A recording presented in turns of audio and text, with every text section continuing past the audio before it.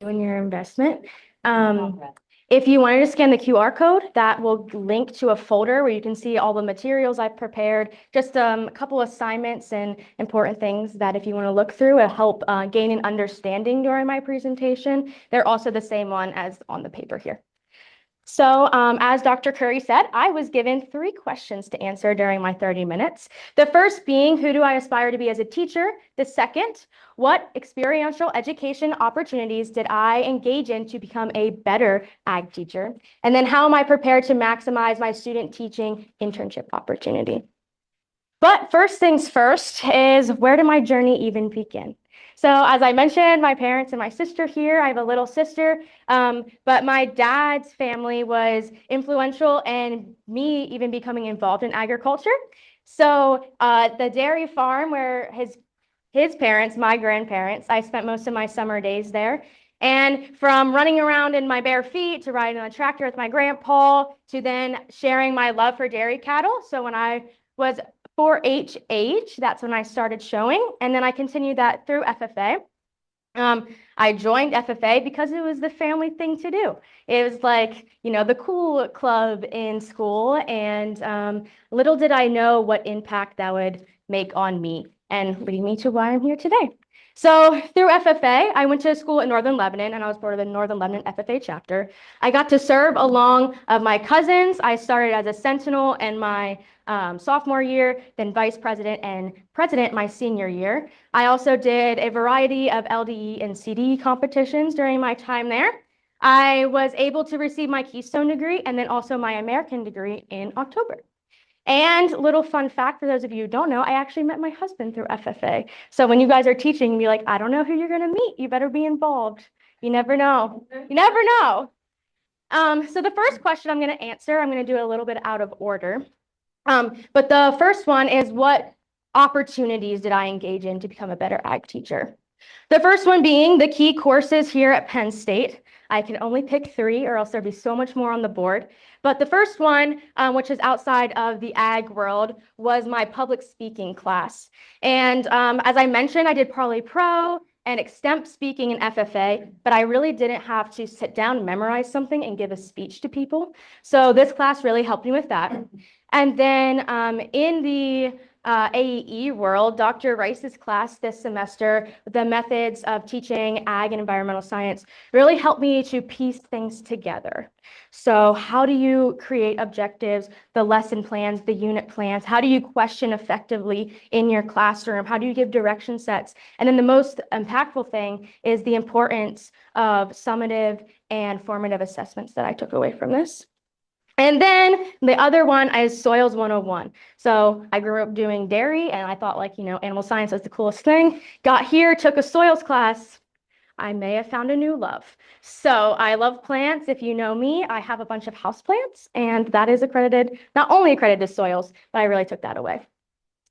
Some relevant certifications that I've acquired over the years. So I am a accredited and registered parliamentarian, thanks to Dr. Foster's class, and also the parliamentary procedure competition at the state level. I got that as well.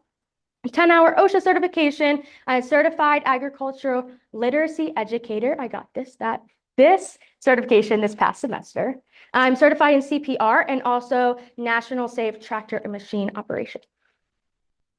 The internship. So connecting the dots. I am very fortunate to be able to have 2 really impactful internships during my time at Penn State. Both on this floor, the offices are here, and I love them both equally. But first one was the Center for Professional Personnel Development, and I worked as a student worker.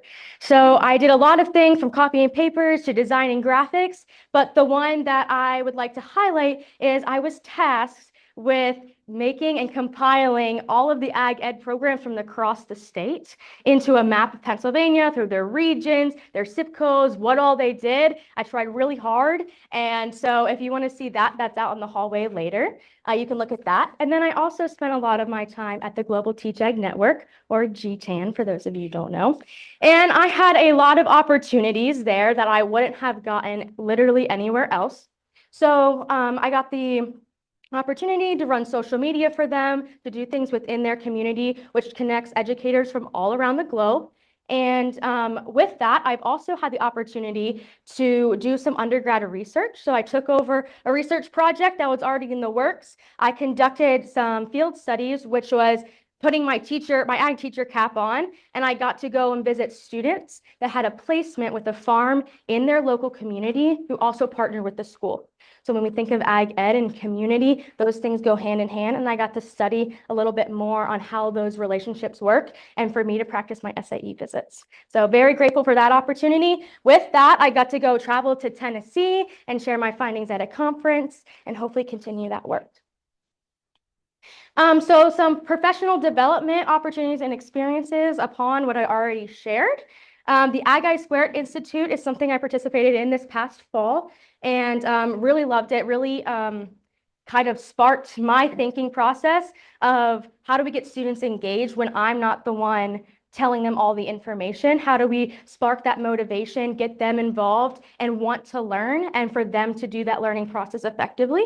I was able to participate in the Northern Region meeting through PAAE and through NAAE, which is the National Conference Association. I was able to go to the conference this past week and participate in the FAST Symposium. So that was a highlight as well with my cohort members. And then these were all thanks to GTAN here. I participated in Mushroom Mania, very cool. Never knew that much about mushrooms, but that's very neat. And through the Goals program, which is a program run through GTAN, I was able to go to the World Food Prize in Des Moines, Iowa, the past fall and really make global connections all over the world. Another neat experience. And then the conference that I talked about, that I got to share my research, that is that one as well. We were also tasked with being challenged of how to develop your multicultural competency in ag ed. 3 experiences stuck out to me. So through the Goals Cohort 4, I was able to go to the World Food Prize and then also have a teaching immersion in Tennessee at Liberty Tech. I went there for a week. I taught in a classroom, very diverse, very different from PA, and I will be forever grateful for that experience. And then this past semester, we had the opportunity to do a LifeLink lesson. And there we got to work hands-on with students that have different learning disabilities, but that doesn't mean that they can't learn. That means that we need to figure out a way where we can communicate that better so each learner can learn the information and be successful in that. So that was very crucial in this piece. The next question is, who do I aspire to be as a teacher? It's a very loaded question. But throughout Ag Ed, we really focus around this 3-circle model.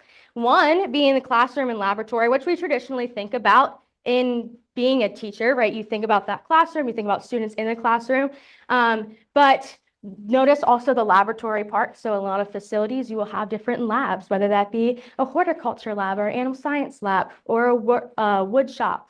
So those are all different things. But then the 2 I want to point your attention to are SAE, which is Supervised Agricultural Experiences, and then FFA, which is the intracurricular program students can participate in. And like I said, intracurricular. So we're seeing that connection, the Venn diagram overlapping, and ideally we want to be in the center. So personally, adopting this philosophy and changing it into who I am and making it unique to me, my core beliefs are student-centered learning that comes with hands-on and experiential learning, and also integration of science, technology, sustainability, and the whole theme of it being agriculture. And agriculture is that method.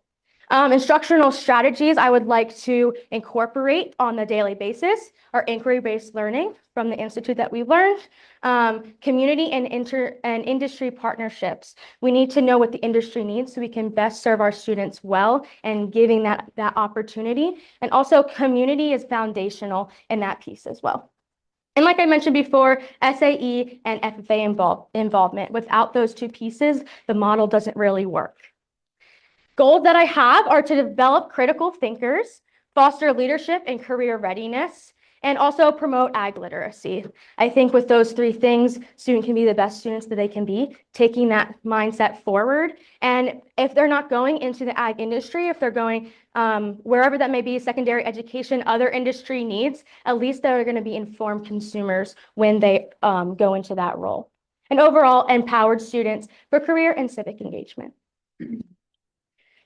Then classroom management, you can see the posters here. You might be able to see them better on the screen. But I have 3 of them. We were tasked in Dr. Rice's class as well in order to make these. And these are very crucial, really helped me to think out how I want the classroom to run and how I'll be in charge of that. So classroom expectations, their acronym of PRIDE, which stands for professionalism, respect, integrity, discipline, and engagement.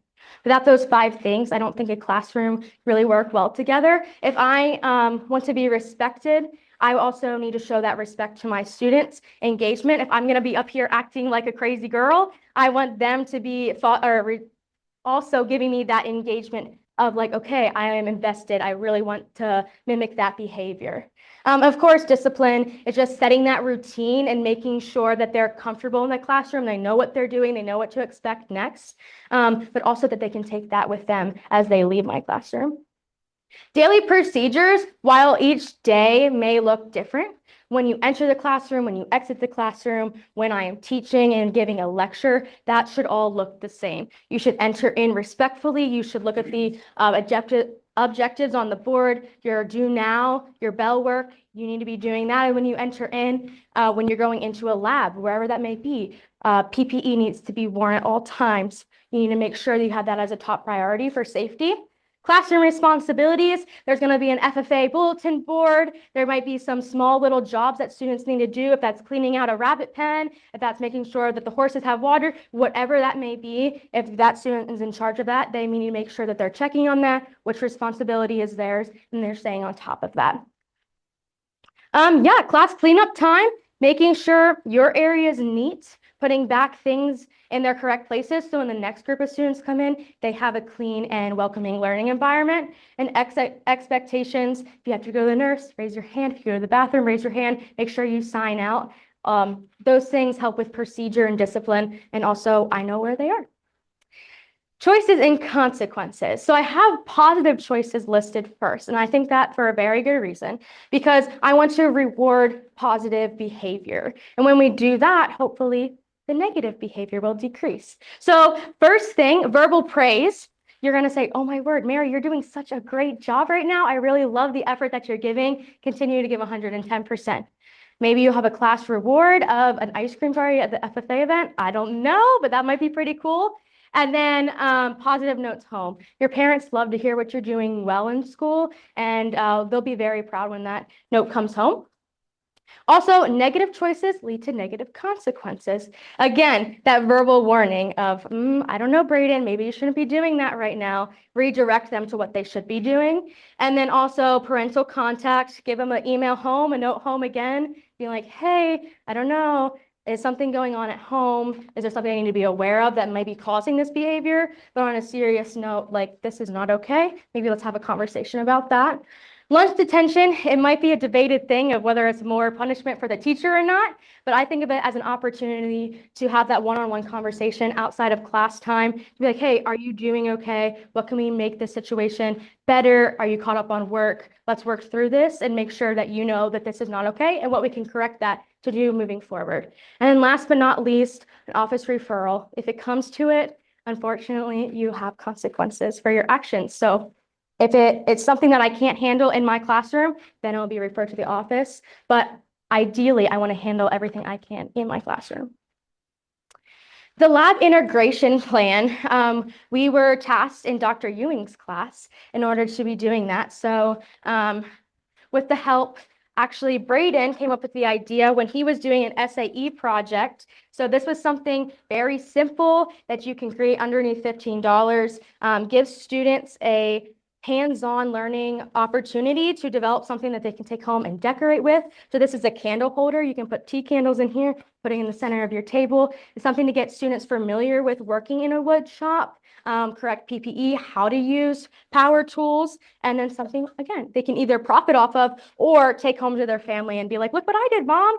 So that is something simple that I can integrate into my classroom in a wood shop. We talked about the 3-circle model. So picking back up on SAE integration, I know the graphics are all colorful and maybe hard to read from the back, but we're going to start with a foundational SAE in the intro class. How do you use AET, which is like the platform where students can log information, reflect, give their financial entries, keep account of everything. How do we use that and how do we use that well? And then from there, students can have autonomy in what they want to do next. If you're interested in greenhouse, well, maybe you're going to do a paid placement at a local greenhouse. If you want to own something and you can build those candle holders and you can sell them, entrepreneurship. You can do something research-based. Are you really interested in how GMOs affect X, Y, or Z? You can do that. School-based enterprise is using the school facilities to do any one of those things. And also service learning is community service and how are you giving back? So that's a very big part of what we do in Ag Ed. Along with that is FFA integration. And again, intracurricular goes hand in hand. You can't have one without the other. It's not like football or volleyball where you're going outside of school and all that stuff. While there may be events outside of school, it should really be within the classroom and within SAE as well. So you can align that with classroom activities. If you're doing a vet science CDE and you're teaching a vet science class, those things should align well because again, we're teaching our students for industry standards and those should coincide. We want to make sure that we have all students engaged, whether that's committees so they can have their own voice be heard, or they can mentor someone and take it underneath their wing. If a junior wants to take a freshman and be like, hey, this is all the cool opportunities I had in FFA.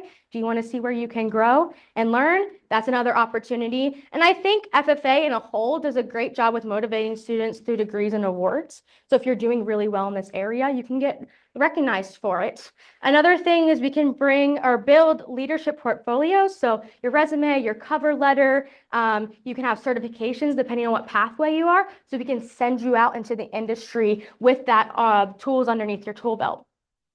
And then again, we're going to celebrate every little win because a win is a win and we must do that. Next, we're going to step into our daydreaming world. So I was challenged with what would you like your ideal program to look like? Ideally, I would be one of 3 teachers. We would have an introductory class like I explained before, but we would have 3 pathways: animal science, plant science, and ag business and leadership. So if you want to be a vet, plant or animal science is for you. If you want to do something like floriculture, plant science is for you. If you have a head for numbers and words, leadership and ag business is your option. So hopefully every student will be able to follow their passions and fall into a pathway that they feel most comfortable with. And ideally, I would be doing the plant system one. And then I have some visuals here as well. So I said plant science might be my go-to. This is my ideal thing of having 2 greenhouses, having a classroom in between, having a bunch of garden beds so we can do that, and some workbenches outside to get students outside and in the nature and everything. So ideally, that's what that would look like. But hopefully one day. And then, of course, for the other pathways, you need your small and large animal barn, pastures, wash bay, feeding storage to help with those students with the school-based SAE projects. And then how do you market your program? Well, I think of it like this. If you have one student can really impact you. If he or she really loves the program, it's going to tell everyone else, you should join ag. They're doing really cool stuff. I don't have to look at my computer. I do everything hands-on. I dig in the dirt. I do this and that. Really cool stuff. But if that same student has a negative experience, they're also going to spread that. So we need to make sure how we market our program and that we're affecting each and every student. And that's the biggest one. But when you're talking about marketing socially to the parents, to the grandparents, obviously social media is your go-to when you're spreading word about fundraiser or again, celebrating the awards, accomplishments of your students. You can post that. So Facebook reaches all ages. Instagram kind of mimics that. TikTok might be towards your school-based audience. And then LinkedIn is for that professional setting. So you have a professional foot forward within your community. Community involvement. That is really important. Not that they're also involved with your chapter, but you're involved with them. You're getting out into the community. Again, interconnected. So you can have volunteers work both ways. You can volunteer towards someone else's business in the community. If they need something, you need to wash their barn, go pull weeds, go do that. But they can also volunteer for you. They can judge a CDE. They can maybe judge a panel for officers, whatever you need them to do. Business partnerships. When I worked at Ace Hardware, I was there as a paid placement for SAE, but they didn't sponsor my FFA before. But because of hearing about what I was doing in the FFA, in the relationship they had with me, they were then able to sponsor NLFFA. So it was perfect in the sense of that's the model that we're going for. We're in the community, we're sharing things, they're helping us, both parties are benefiting.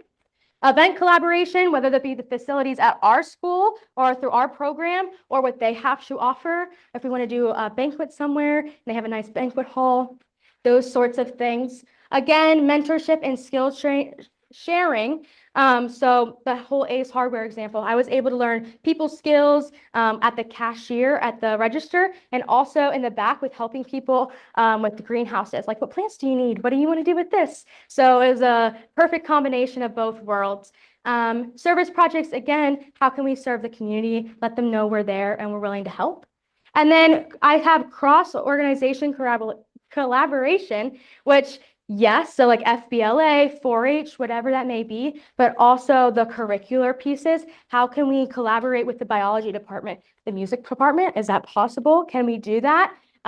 So those are a bunch of things where we're in the community, they know we're here, and we know that they're there to support us.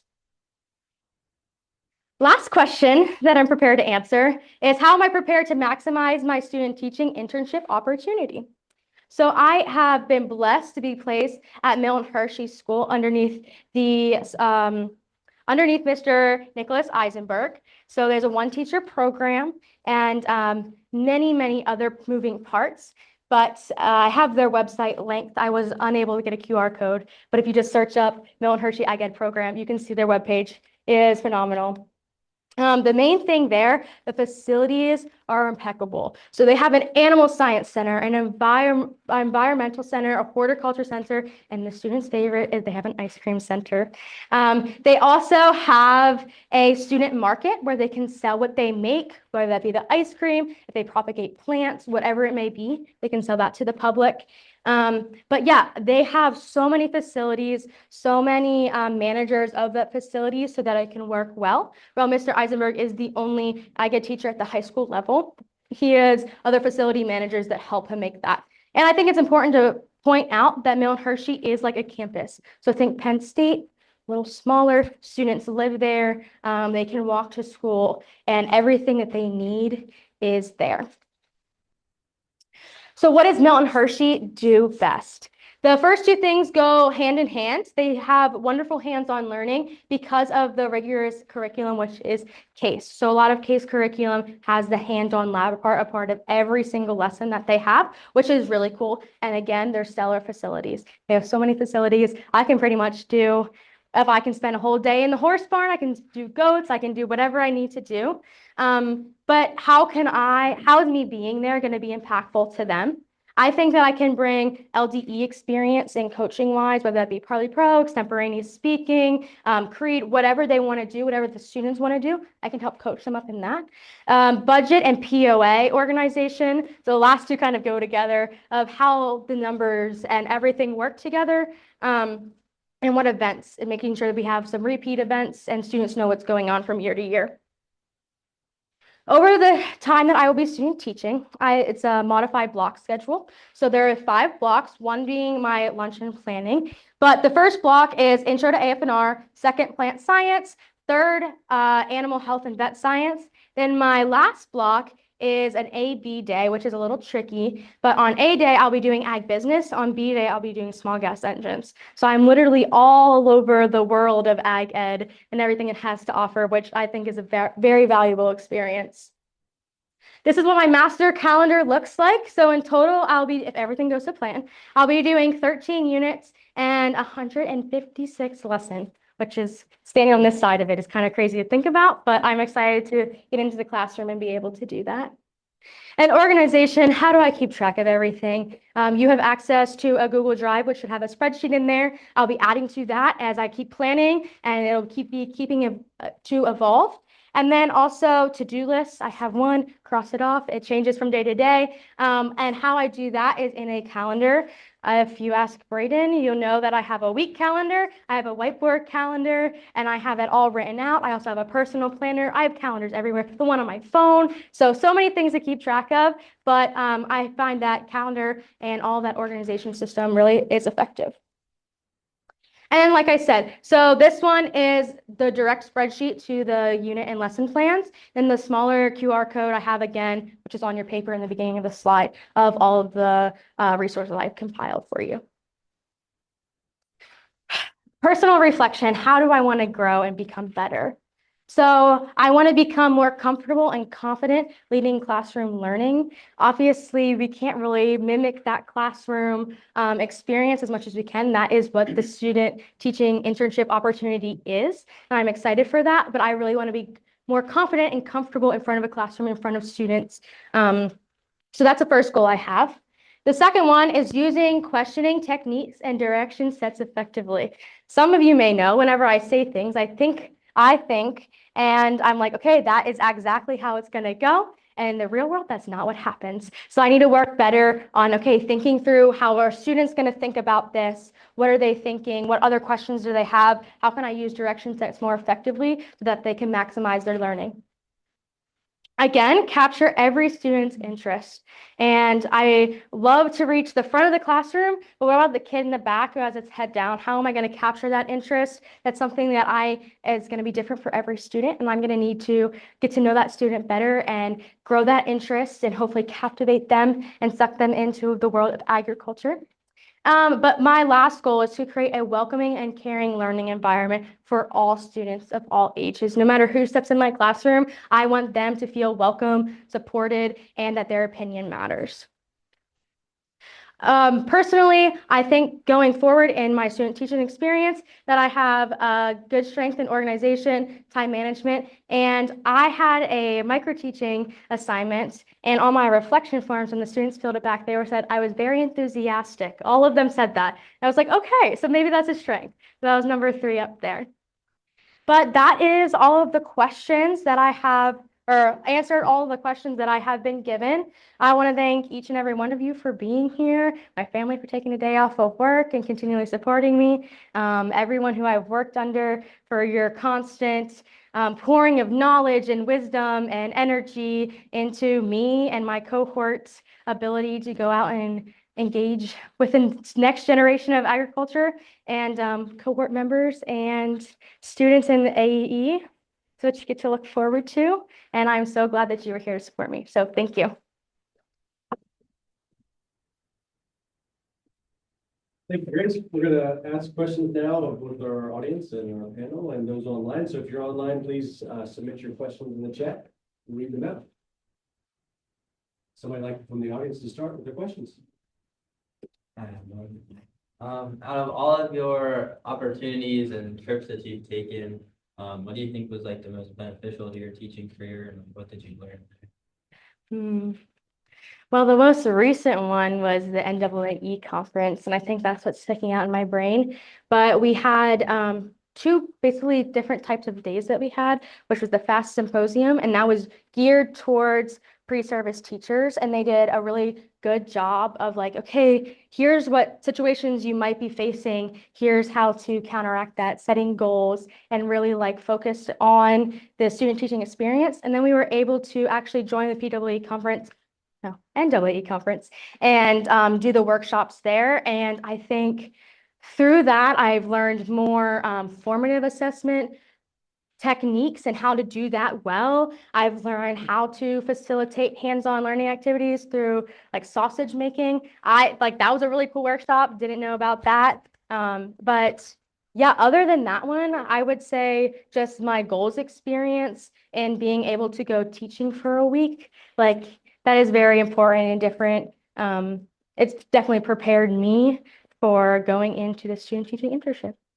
That answer your question? Grace, we have a question in the chat from Emily Kirsten. She says, great job. Through your presentation, we've seen how your experiences have shaped you professionally. Alternately, how have they shaped you personally? Many different levels. I think I met some of my very best friends through this cohort and this profession, and just the connections and community. Always having someone to rely back on, bounce ideas off of, and push me to grow better. Some of them stood in my wedding party, so there's that. But also personally, just lifelong connections that you're never gonna get anywhere else through Penn State and through GTAN and through AE is, yeah, I think that's the most personal way that it can get. Grace, I'd love if you could expand just a little bit more about the uniqueness of Mill University and maybe your reflection on how your experience in student teaching is not going to be like that of your peers, even though it's at an ag program in Pennsylvania. Just what you've mulled over and thought about how you're preparing for that difference and what that's going to be. Yeah. So for those of you who don't know, Milton Hershey is unlike pretty much any other school in the nation, let alone Pennsylvania. They are federally funded and they have an immense amount of resources at their fingertips. But more importantly, each student that comes there needs to go there for one reason or another. They get to live on campus. So I think starting from preschool age all the way up through high school graduation, they have opportunities like any other high school would. They can be in the band, they can football, but yeah, they are living on campus for that reason. And they are some from Florida, I know, some from New York, some from California, like literally all over the country. And they get to come there and get a high value education. And my part in that is the whole diverse, culturally competent piece of ag ed is going to really play into a factor there because you're getting people from all walks of life. And that'll help shape me as an educator from that perspective, but also going into that and the experiences I do have, I hope to relate to each and every one of the students. Dr. Foster. Grace, you mentioned that you value a student-centered classroom. Mm. I would like for you to take me into that classroom. So what does it look like and sound like to have student-centered instruction occurring? Yeah. So ideally, students are going to be the driver behind what happens. So I want them to have autonomy in what they get to learn, whether that be through their SAE projects. Choice boards, I have also learned, are a neat tool where, okay, you have a overall idea in mind, but each student, whether that be through artwork or through music, if they're really good at video editing or just drawing on paper, writing an essay, if they don't want to give you a speech, they can write it down. But just giving students choices and options and how they can best express themselves and their learning. That's really the goal that I have for that. Obviously, there's going to be some days where you need to have to lecture and you're going to have to be up in the front of the room to give them that base knowledge information, but through hands-on labs and activities and giving them choice in how they can show you that they learned something and are reflecting on that process and giving you that information. I think that is the student-centered classroom that I'm hoping for. Thank you for sharing. Questions for Grace? You mentioned in your presentation a little bit about your professional development over the next couple of years. And it kind of focused a little bit on teaching techniques. Are there content areas or do you have a big picture so organized? Do you have like a 5-year plan of things you want to do or check off? Yeah. So we actually, the last part of the workshop at the NAE was having a 5-year plan and goals. So I do have those at the top of my mind. First, after student teaching, it's just to get hired somewhere in the state, knowing that while it might be my first job, it doesn't have to be my forever home. But hopefully by year 3, I can find that forever home and wherever phase of life that may take me. And I also, through FFA and through the classroom, want to be more comfortable in front of the classroom, more engaging, more personal to students as much as professionally possible. And then also having different creative right now we're really focused on, okay, here are the unit plans, here are the lesson plans, make sure you get them done. But then I want to focus on rewriting some of those with what went wrong, what I can do better, and bring in that creative side a little bit more. How can I redesign a lab that works better for high school students now, that fits industry better? Hopefully by year 5, might have some state winning Parley Pro teams. I don't know. But just helping students succeed and being more comfortable as a teacher. So Those are the Post-it notes in the glass. jar. yes, they were. Yep, and they were color organized too. So that was fun. Yeah, Erica. What class are you most excited to teach? And what class are you least excited to teach? And kind of how are you getting excited about like that? What are these classes? Yeah, I have 2 classes that might be tied for first place. So my intro to AFNR, I'm doing a unit on communication, which I get to do like chapter of conduct, Parley Pro, how do you run a meeting, how do you talk effectively, and just communication in general. I'm really excited about that one. It's gonna be really short, but I'm really excited. And then the other one is just plant science, because that's kind of like my own little thing now. I'm most, I would say, nervous for is small gas engines. Because they have an ag mech shop and it's in a different location than their actual classroom. So I have to transport students, and how am I gonna get the little lecture piece in there and the technology that goes through that? But Dr. Ewing has been a great professor in preparing me for that. I can rely on community members, Mr. Eisenberg, and just me myself learning more about small gas engines to be more comfortable and competent in that area. Grace, you've mentioned several times about community members, and you also presented a really great table about how you utilize them.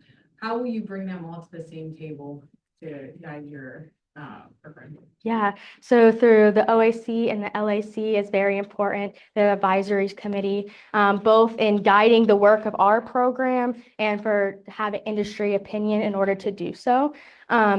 But yeah, that's a great way. They'll literally be at one table during a meeting, but relying on each individual for the areas that I might not be the strongest in as well is very important. Grace, I'd like to ask you a philosophical question. So I'm really intrigued. I've heard you say that students have voice, choice, and agency, student-centered, and select where their interest lies. So the question is, should an agriculture program with a noted limited resource of time, should an agriculture program have students participating in FFA activities that are not connected to their curriculum?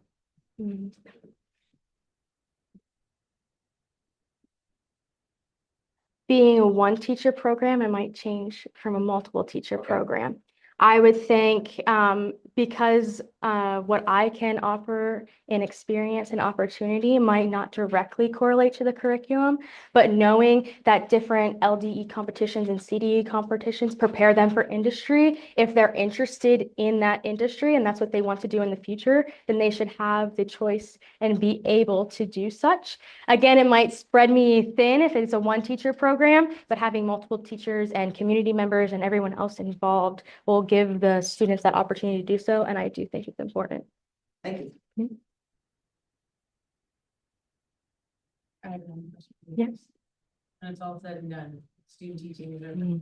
What do you hope that students, colleagues, parents, administrators say about you?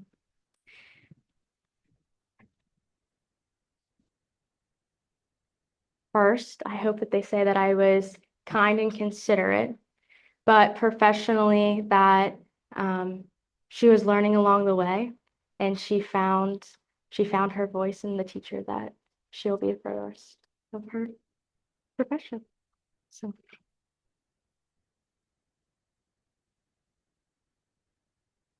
That sounds like a fitting way to do questions. Thank you so much for your time.